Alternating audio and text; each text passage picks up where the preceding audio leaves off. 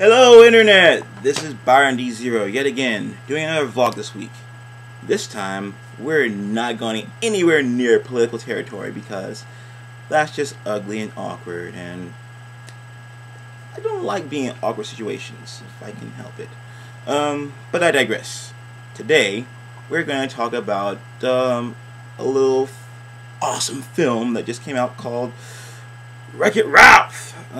Starring John C. Reilly, Jack McBrain, Jane Lentz, and Sarah Silverman.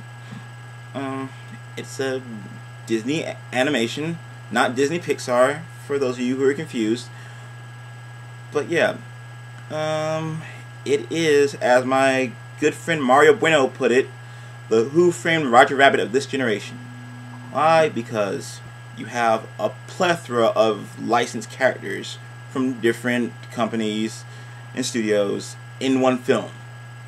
And Disney, as par for the course, pulled out all the stops.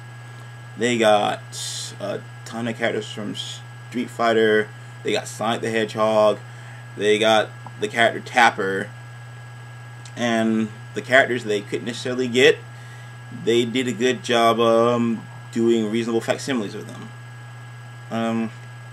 But yeah, let's go slightly over the story without getting into spoiler territory. We are in the world of Litwat's Arcade. Or is it Litwix? I'm going to say Litwat because that just sounds less gross. But yeah. And within all these arcade games are actually connected to the same world. And yeah, so part of that world is the arcade classic Fix-It Felix Jr. And what is Fix-It Felix Jr., you might ask? Basically, it's an homage to Donkey Kong. You have the titular character, Wreck-It Ralph, who every day he climbs the building, he destroys it, the building of Niceland. It's the condominium. He climbs it every day and he wrecks it. And Felix, his job is to fix everything that Ralph breaks. And he breaks a lot. Felix fixes it with his magic hammer. But Ralph doesn't exactly get the props that he deserves, he feels. You know, he's good at wrecking things, but that's about it. And unfortunately, that one skill kind of alienates him from not only the people within the world of Fix-It Felix Jr., but other arcade game characters. It's kind of bothered him so much that he goes to a video game bad guy support group in the Pac-Man game, which is hosted by one of the Ghosts, which try to help him cope with the whole fact that he's a bad guy, and he just needs to learn to accept it. But he still wants more. He doesn't want to be the bad guy anymore. So he goes into the world of this first-person shooter arcade game called Hero's Duty. It's kind of where the whole mess starts. And due to conflicts within Hero's Duty, he ends up dragged into this other game. It's a racing game called Sugar Rush, which is very reminiscent of the Super Mario Kart arcade game. The likeness is very on point, and the theme song for Sugar Rush is actually done by a Japanese group that some of you Tokusatsu fans might be familiar with, AKB48. They did the theme song for Sugar Rush, and I thought that was awesome that Disney would go out of their way to get a Japanese group to get that level of authenticity for Japanese style arcade game in the realm of Mario Kart. But yeah, so he meets one of the racers whose name is Vanellope Pon Sweet. I can't really say too much more about it without getting into spoiler territory. I will talk a little bit about the characters now.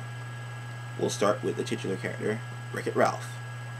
You know, he plays the bad guy, but he's not evil. He wants just to be appreciated for the work that he does. He's not necessarily upset with the fact that he that he is a bad guy. You know, he says he doesn't want to be the bad guy anymore. He just wants things in his life to change. He wants to be able to live in the condo instead of living in a stump and a pile full of bricks just outside the Niceland condominium, where everybody kind of just sees him as this abomination that's only good for one thing. And it's not just the Nicelanders that see him this way. It's other would-be good guys in the game that see him this way as well. And, you know, as you get into the film, your heart goes out to the guy. And, you know, through his journey, you learn to appreciate him. He's a very likable character, and I'm very happy with John C. Reilly's performance as Wreck-It Ralph. Next up, we have Fix-It Felix Jr., who is voice acted by Jack McBrain, Jesus, of 30 Rock fame. You know, he's a simple, standard video game protagonist. He's pure good. He just does the right thing because that's how he was programmed.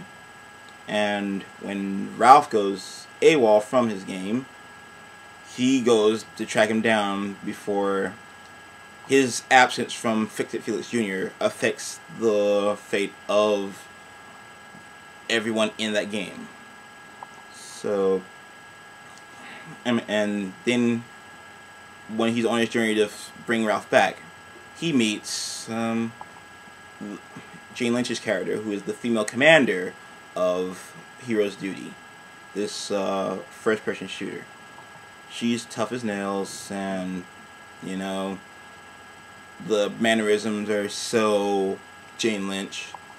Only thing is, her character is actually hotter than Jane Lynch herself, in my opinion. Sorry, Jane. I still love you. Got nothing against you. You're awesome. But the character looks a lot better than you.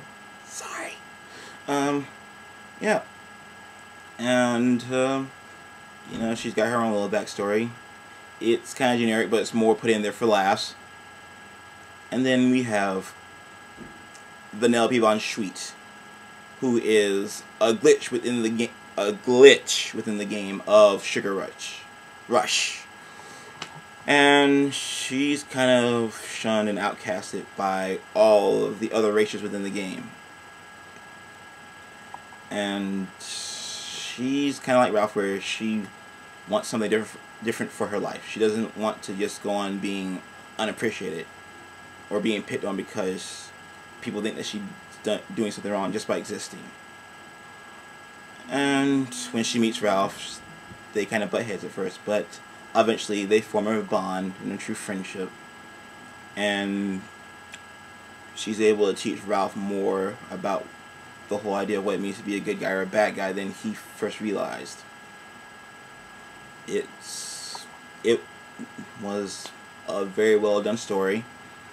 I can't go into too much detail again because it would spoil it for all the people that could go see it. But, you know, you really should go see it. Let's see now. All the other voice acting cameos.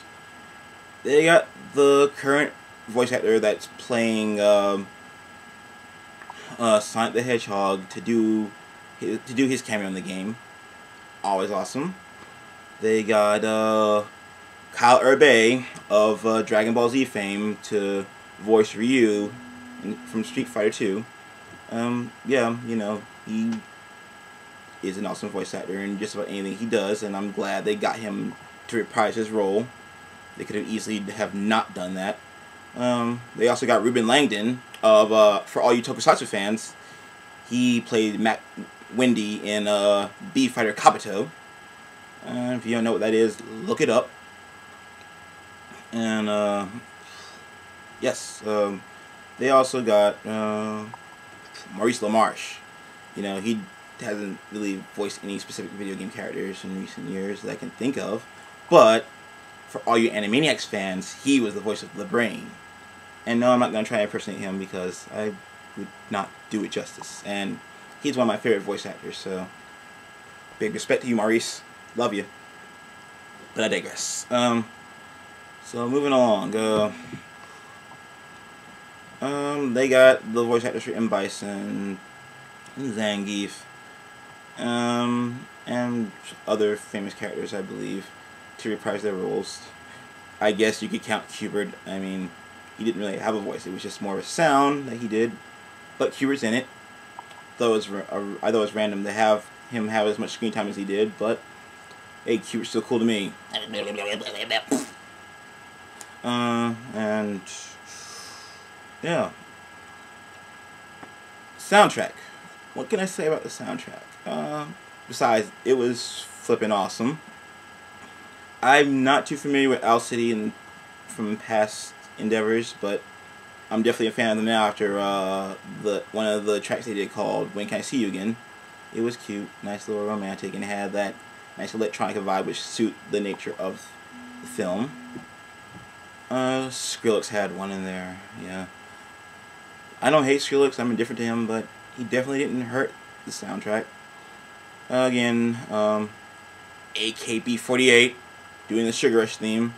That song's stuck in my head. Thank you, girls. I'm probably going to have to shoot myself in order to get it to stop playing in my head, but I digress. Who else is there? Yeah, Rihanna, Shut Up and Drive. You know, you're going to have if you're going to have something with a racing theme in it, that's a good song to have. I mean, it's probably the most subtle of some of the tones in Rihanna's music. But again, I digress. Yeah, and then there was a little Wreck-It Ralph theme song, which I thought was cute and catchy. Check out the soundtrack if you get the chance. Yeah, is there anything else that I want to address in this? Not as far as the movie is concerned, without spoiling it. But yeah, if you get the chance, go watch it. If there's one Wreck-It Ralph property I could say to avoid, it would be the Wii game. I've seen it in action. It's not good. It's actually really bad. It's mundane. It looks boring. And, you know, Activision, you had one job. Disney practically wrote the concept for a decent game for you, and you just decided to be daring and it didn't pay off. Stick to Call of Duty, and yeah. But other than that, go see Wreck-It Ralph. It is, yet like I said before, the Who Framed Roger Rabbit of this generation. And if you consider yourself a gamer, you owe it to yourself to go see this movie. What are you doing? Go now. Go watch it. Go. Until next time, this is BioD0 saying Ja Matana.